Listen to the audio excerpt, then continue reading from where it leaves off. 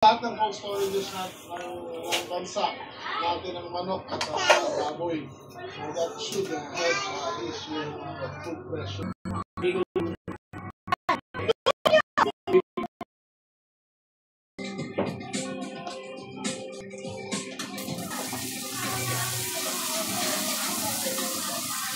Sulit ating humanity laban kay Duterte dahil hindi na kumakalat ng flood control project ang inaasahang maiaakyak sa integrated kung saan founder Dagi ko.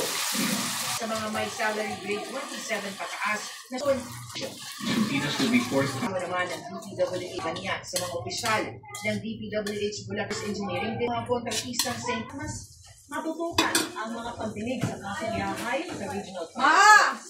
Isa lang daw ito sa informong dinasyon. So, halos puno lahat ng cold storages ng bansa, natin ng manok at baboy. So that should help ease yung food pressure ng tumaas. Makatutulong din daw ang mga